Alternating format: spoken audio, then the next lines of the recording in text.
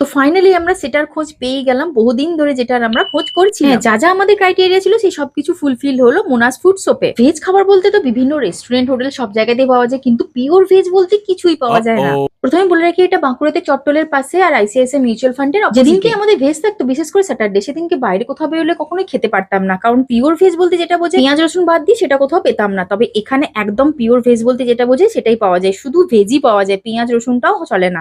তাই এখানে সুন্দরভাবে ঢুকে পড়লাম আর আমরা ঝটপট করে অর্ডার করে ফেললাম। বিভিন্ন ধরনের মেনু ছিল। আপনারাও যদি কখনো কেউ ভেজ খেতে চান তো অবশ্যই এখানে নির্দ্বিধায় আসতে পারেন, একদম পিওর ভেজ বলতে যেটা বোঝায় সেটাই পাওয়া যায়। ভ্যারাইটিস মেনু ছিল, তারই মধ্যে আমরা অর্ডার করেছিলাম ধোসা, যেটা খেতে খুবই সুন্দর ছিল, আর অর্ডার করেছিলাম চিজ পনির। যেহেতু পিওর ভেজ তাই এই রোলের মধ্যে কোনো রকম পেঁয়াজ আর সসও ছিল না। যদিও ভেজটা আমার খুব একটা ভালো লাগে না, তবে এটাতে নিশ্চিন্ত হলাম যে আমরা চাইলেই ভেজের দিনও আমরা খেতে পারবো। তবে সত্যি কথা বলতে ধোসাটা আমার একটু বেশি ভালো লেগেছিল, রোলটা সে তুলনায় অতটাও ভালো ছিল না, খুব একটা ভালো লাগে, তবে না খাওয়ার মতো নয়, রোলটা আমার মোটামুটি লেগেছে।